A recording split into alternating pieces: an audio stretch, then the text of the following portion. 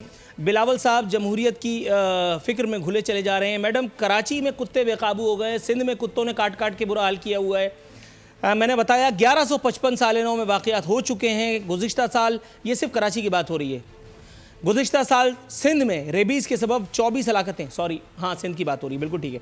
गुज़िश्ता साल सिंध में रेबीज़ के सबब 24 हलाकतें हो चुकी हैं। आज़रा पेचू साहिबा जो है वो कहती है कुत्तों को देख करके पतली गली पकड़ लो, उनको मारो नहीं।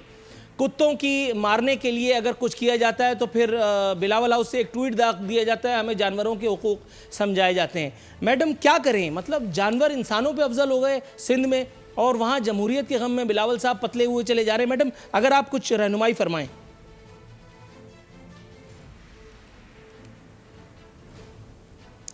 देखिए सिद्दीकी साहब, आप बहुत ज़्यादा अच्छे एंकर हैं। मैं आपकी तारीफ़ में तो कुछ ज़्यादा नहीं कह सकती, आपको अपना ज़्यादा पता होगा।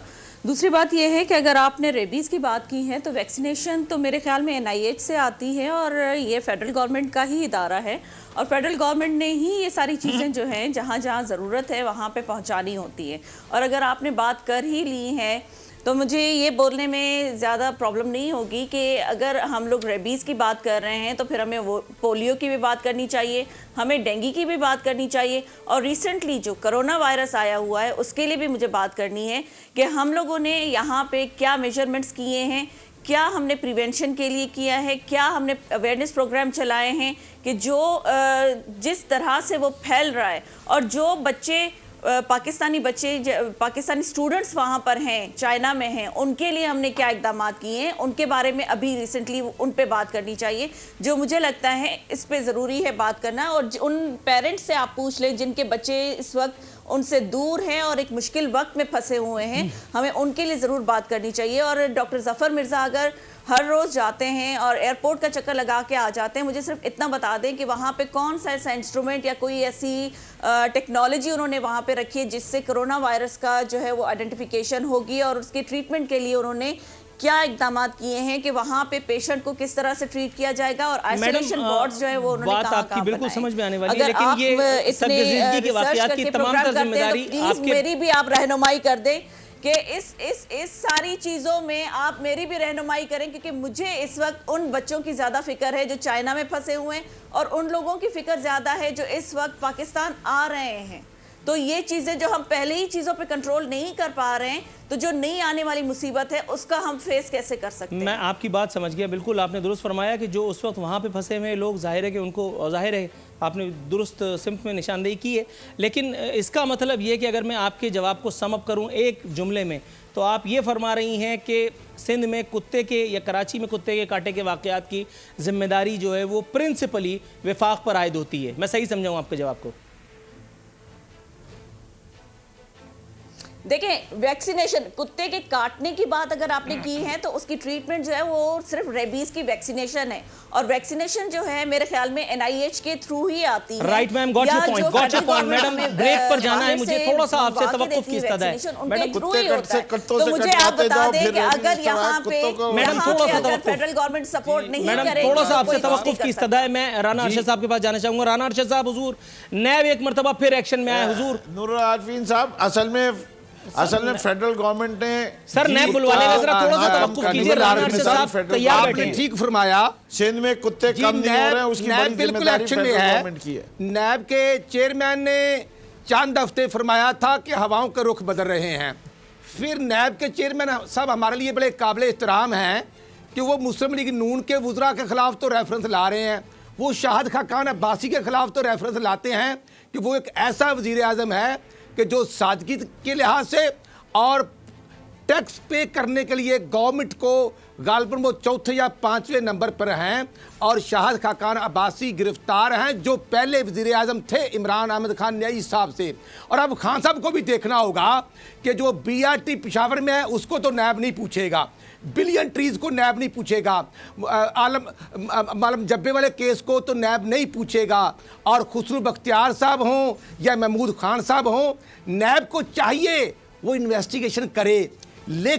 लेकिन मैं समझता हूँ कि हमजा शहबाज शरीफ को भाई 8 माह हो गए गिरफ्तार हुए, ख्वाजा साद रफ़ीक को 14 माह हो गए गिरफ्तार हुए, भाई कौन इंसाफ करेगा? इंसाफ तो होना चाहिए, लेकिन चेयरमैन नैब का फरमान था कि हुक्मरानों को, हुकूमती वुज़रा को इसलिए नहीं पूछ रहे कि ये हुकूमत कमज़ोर हो जाएगी, ये गिर जाएगी, इसलिए मैं अर्ज़ करना चाहता हूँ इत्साब होना चाहिए, इत्साब क्रॉस द बोर्ड होना चाहिए। लेकिन यहाँ पर तो अपोजिशन को अगर बोले मुकदमात दर्ज, अगर हमने महंगाई पर एहतजाज किया है और कल एहतजाज किया है, परसों किया है, आज किया है, तो आज हमारे साबिक़ वुज़रा के ख़िलाफ़ फाइलें खुल चुकी हैं। इसलिए मैं अर्ज़ करना चाहता हूँ कि रियासत मदीना के जो दावेदार हैं उनको चाहिए कि अल्लाह ताला की मखलूक के साथ इंसाफ के तकाज़े पूरे करें। उनको माफियत नज़र आते हैं, लेकिन माफियत तो उनके दरमियान, उनके वुज़रा की टीम में बैठे हुए हैं, जो शुगर माफिया भी है,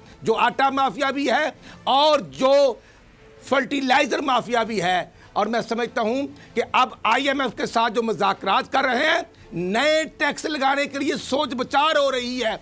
बिजली महंगी, गैस महंगी, हत्ता कि जीना भी महंगा हो गया। इसके जिम्मेदार तो इमरान खान साहब ही हैं, जो कहते हैं कि मेरी ये टीम FIR जो आपने काटी। फिरदौस शमीम नकवी साहब, हुजूर वाला, वैसे तो आप अपना तारुफ हवा बहार की है, ये बयान मुझे शामिल गुफ्तगू करना ही नहीं चाहिए था, लेकिन मेरा हुस्न ज़न देखिए, मेरा हुस्न ज़न देखिए कि मैंने गवर्नर सिंध के बयान को भी शामिल गुफ्तगू फरमाकर एक एहसान अजीम फरमाया उन पर।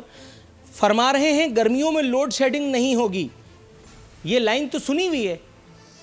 दूसरी बात कह रहे हैं ज़रूरत से ज़्यादा बिजली पैदा की जा रही है, ये भी के इलेक्ट्रिक की लाइन है। ये फी सबीलिल्लाह तो के इलेक्ट्रिक कुछ नहीं करवाती। हर पॉलिटिकल पार्टी को बाकायदा उजरत दी जाती रही है माजी में भी, और जाहिर है कि बहुत सारे और बड़े बड़े इदारे हैं जिनके बड़े बड़े लोग जो है वो माहाना और जो भी उनकी इस्तात है हस्ब तौफीक वो अपना हिस्सा पाते हैं, जो भी कुछ करवा रहे होंगे उनसे। सर, ये आपके ख्याल में गवर्नर सिंध फी सबीलिल्लाह कूद पड़े इस एक मामले में? और ये जो लाइन उन्होंने एक मरतबा हमें फिर देने की कोशिश की है, इसकी वजह क्या है सर? सर, वो तो आप गवर्नर सिंध से पूछेगा, लेकिन मैं जो ज़मीनी हक़ाइक़ हैं उससे आगाह करना चाहता हूँ आपको। इस मुल्क में सबसे बड़ी मुश्किल यह है कि महंगी बिजली है, और बिजली और महंगी होती जा रही है, इससे कि महंगी बिजली ख़रीदी जा रही है, जिस नरखनामे पे और आवाम के लिए ये बहुत बड़ा बोझ बन जाएगी। और इसके लिए ये इस वक्त एक currently one of the biggest issues face by the government है। कैपेसिटी इस वक्त जितनी बिजली की मांग है उससे ज़्यादा जनरेट करने की कैपेसिटी मुल्क में इंस्टॉल हुई हुई है, उसको डिस्ट्रीब्यूट करने में दिक्कत है, इसलिए कि ट्रांसमिशन सिस्टम उसके नहीं है लिहाज से। और आप जब किसी IPPP से कोई एग्रीमेंट कर लेते हैं तो पेमेंट आपको उसकी करनी पड़ती है, और मैं समझता हूँ हमारी इस्तात से बाहर हो चुकी है ये बिजली ख़रीदना, और आवाम की चीखें निकलना बिल्कुल जायज़ है। और ये इस वक्त PTI की हुकूमत के लिए बड़ा चैलेंज है, और हमारे एनर्जी के एक्सपर्ट्स के लिए चैलेंज है कि इसको वो किस तरह कम करेंगे। इससे कि IPPs के अंदर आपको पता है जो टैरिफ जिस तरह बनाया जाता है, पहले 10 साल की जो रीपेमेंट साइकिल होती है उसके अंदर पेमेंट बहुत ज़्यादा होता है और फिर बाद में घटता है पेमेंट। ये सब चीज़ों को मद्देनज़र रखते हुए जितने एक साथ नए प्लांट आए हैं वो हमारी मुल्क की नाकिस एनर्जी प्लानिंग की वजह है। आपको पता है आप मुझे किस वजह से अच्छे लगते हैं? 70 साल के इस वजह से कि जिस सवाल में आप फंस रहे होते हैं वहां आप ऐसी कोने में जाकर के खड़े हो जाते हैं, टेक्निकलिटी का सहारा लेकर के आप ऐसा हाथ झाड़ करके खड़े हो जाते हैं कि मेरा दिल चाहता है कि माइक निकाल करके पाकिस्तान का पहला एंकर बन जाऊं, कि माइक निकाल करके खुद वॉकआउट कर जाए। हुजूर वाला, जब तक यहाँ के इलेक्ट्रिक मौजूद है, जब तक पाकिस्तान में मैं और आप मौजूद है, आप डिस्ट्रीब्यूशन लाइनों की बोसीदगी की बात कर रहे हैं। ये सिलसिला, ये मामला आज का नहीं, ये मामला पिछली हुकूमतों से, पिछले अदवार से ये रोना हम सुनते चले आ रहे हैं। मैं बिटवीन द लाइन आपसे यही जानने की कोशिश करना चाह रहा था, आपने मुझे कामयाब नहीं होने दिया। हुजूर वाला, आप ऐसी कुछ सकील गुफ्तगू फरमा गए जिस पर मैं तबसरा करने के भी लायक नहीं हूँ। वेल प्लेड सर, थोड़ा सा तवक्कुफ की इस्तदा है। मैं डॉक्टर शाजिया सुमरो के पास जाऊंगा। नहीं, मैं असल में एनर्जी सेक्टर से, मैं क्योंकि खुद पावर प्लांट लगाता हूं, इस हुकूमत में जितनी एनर्जी होती है जाहिर है वो तो सब जानते हैं, बाकी सारे ही जो है वो थके हुए होते हैं। ज़रा थोड़ा सा मैं आपकी तरफ आता हूँ। मैडम शाजिया, ये मुझे बताइएगा, फिरदौस आशिक आवान साहिबा फरमा रही हैं कि बिलावल के दौर की करप्शन का खुमियाजा कौम भुगत रही है। मैं कंफ्यूज ही आ गया हूँ, बिलावल का दौर तो अब आया है, पहले तो आसिफ अली जरदारी साहब का दौर था, और जिस दौर की करप्शन की ये बात कर रही हैं उस एक दौर में पीपल्स पार्टी का हिस्सा तो खुद मोहतरमा भी थी, तो क्या मतलब मैं सही समझ रहा हूँ?